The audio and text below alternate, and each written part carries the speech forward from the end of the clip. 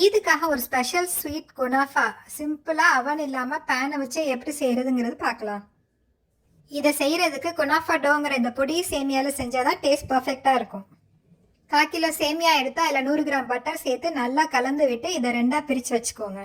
இந்த மாதிரி பட்டரில் சேமியா கலக்கிறதுனால பேனில் வச்சதுமே சேமியா நல்லா பொரிஞ்ச பதமாக இருக்கும். இப்போ சீஸ் கிரீம் செய்கிறதுக்கு 3 ஸ்பூன் கான்ஸ்டா வச்சா பாலில் கலந்து வச்சுக்கோங்க. ஒரு பேனில் 2 கப் பால் சேர்த்து கொதிக்க விடுங்க.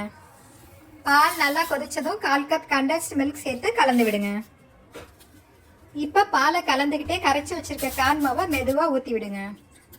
கார்ன் மாவு வெந்ததும் 1/4 கப் சீஸ் சேர்த்துக்கோங்க. எல்லாம் நல்லா கலந்ததும் சீஸ் கிரீம் பர்ஃபெக்டாக ரெடி ஆயிரும்.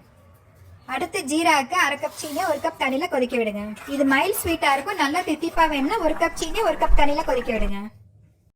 இப்போ ஒரு சின்ன பேன் எடுத்து அதில் கொஞ்சம் பட்டர் தடவி கலந்து வச்சிருக்க சேமியாவில் ஒரு போர்ஷனை மட்டும் போட்டு நல்லா அழுத்தி விடுங்க. நடுவில் ஃபில்லிங்க்கு கலந்து வச்சிருக்க சீஸ் கிரீமை இது மேலே ஊற்றி விடுங்க.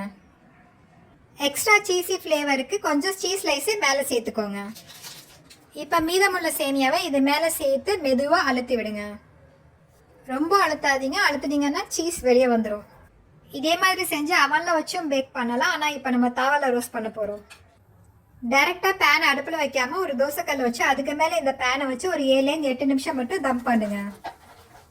7-8 நிமிஷத்தில் சேமியா நல்லா பொரிஞ்சிடும். அப்போ லேசாக கலந்து விட்டுட்டு இன்னொரு பேனை வச்சு அதை திருப்பி போட்டு மறுபடியும் ஒரு 5 நிமிஷம் இதே மாதிரி தோசைக்கல் கீழே வச்சு தம் பண்ணுங்க.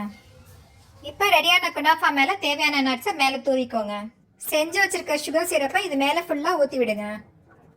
கொஞ்சம் சிரப்பை மிச்சம் வச்சுருந்து சாப்பிடும்போது மறுபடியும் மேலே ஊற்றி சாப்பிட்டீங்கன்னா சொல் சொல்லுன்னு ரொம்ப டேஸ்ட்டாக இருக்கும்.